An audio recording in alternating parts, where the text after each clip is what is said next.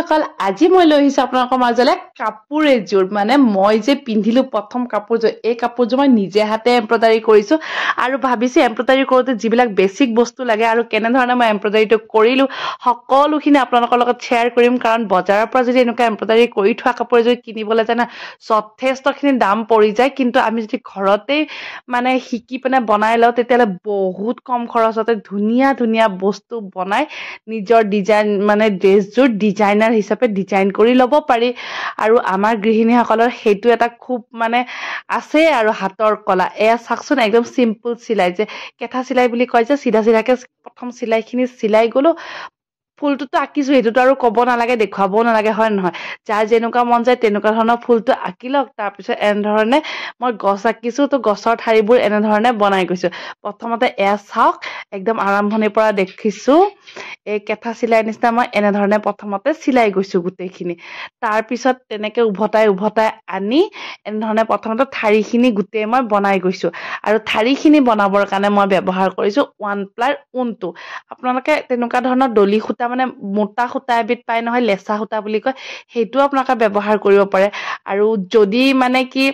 কৰিব বিচাৰে মই শিকাবলে বুলি ভিডিওটো বনোৱা নাই মই নিজে জাস্ট কৰিছো আৰু কেনেকে কৰিছো সকলোখিনি আপোনালোকৰ লগত শেয়াৰ কৰিছো যদি মোক দেখি কাৰোবাৰ মন যায় নিশ্চয় বনাব পাৰিব নহয় জানো কাৰণ এনেকুৱা ধৰণৰ ডিজাইন কৰি কাপোৰযোৰ বনাই পিন্ধিবলৈ সকলোৰে মন যায় আৰু চাওক ইয়াত ফিতা এতিয়া বৰ্তমান ফিতাৰে পাতবোৰ লগাই যাম আৰু পাতবোৰ লগাবলৈ লৈ লৈছো মই সেউজীয়া ৰঙৰ এই ফিতা পাত আৰু ফিতা পাত প্ৰথমতে মই এনেধৰণে চুকিয়াকৈ কাটি লৈছো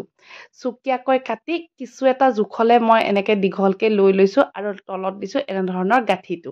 কাৰণ গাঁঠিটো নিদিলে ফিতা পাত এয়া সব দেখিলে আপোনালোকে এনেধৰণে ৰেডি কৰি ললো আৰু তেনে সহজ আপোনালোকক একদম ক্লোজত মই দেখুৱাবলৈ চেষ্টা কৰিছো বাকি কোনে কোনে কৰ পৰা মোৰ ভিডিঅ' চাই আছে কেনেকুৱা লাগে প্লিজ কমেন্ট কৰিবচোন খুব ভাল লাগিব কথা পাতি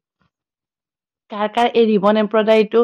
ভাল লাগে বা পিন্ধিম বা কিনিম বুলি ভাবি আছে সেয়াও মোক কমেন্ট কৰি জনাব আৰু কেনে ধৰণৰ ভিডিঅ' আপোনালোকে চাব বিচাৰে সেয়াও জনালে মোৰ ভাল লাগিব ভিডিঅ'বোৰত মই আপোনালোকক কিবা নহয় কিবা এটা বাৰু মই কেনে ধৰণে দিনবোৰ পাৰ কৰো বা মোৰ পৰা যদি মোক চাই কোনোবা উপকৃত হ'ব পাৰে তেনেকুৱা ধৰণৰ ভিডিঅ' দিবলৈ মই চেষ্টা কৰো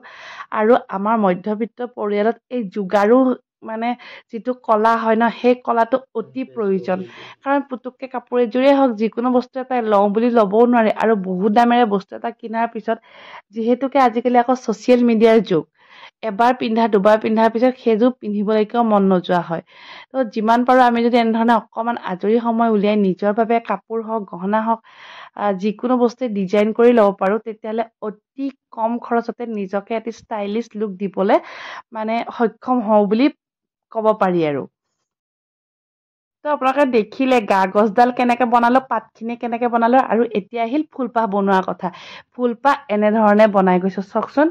এয়া যে দেখিছে ন এয়া ষ্টিক কিডাল বেজুৰীয়াকে দিব লাগিব যদি আপোনালোকে সৰু ফুল বনাইছে তেতিয়াহ'লে 5ডাল আৰু যদি অকমান ডাঙৰ ফুল বনাইছে তেতিয়াহ'লে আপোনালোকে 7ডাল কৰি দিব পাৰে আৰু চাওক একো নাই এনেধৰণে এটা আন্দাজ কৰি গোলটো বনাই লৈ সেই গোলটোৰ মানে অকমান ফাক থকাকৈ চাৰিও চাইডে এনেধৰণে প্ৰথম আঁচকিডাল বনাই যাব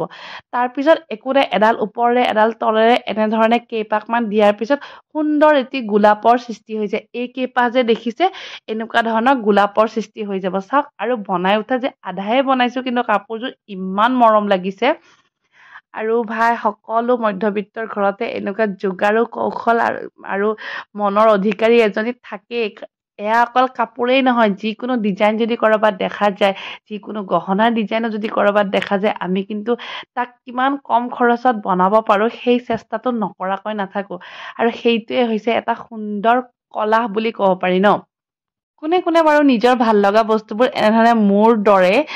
অতি কম খৰচতে কৰিব পৰাকে যোগাৰ কৰি লৈ কমেন্ট কৰি জনাবচোন এইখিনি কাপোৰ বনাওতে মোৰ অতি কম খৰচতে হ'ল কিন্তু কিনিবলৈ গ'লে নিশ্চয় দাম পৰিব কাৰণ যিজন মানুহে কৰিব তেওঁতো দিনটো সময়খিনি খৰচ কৰিয়ে কৰিব ন যিকোনো বস্তু এটা আচলতে বনোৱাতকৈ সময়ৰ ভেলুটো বহুত বেছি হয়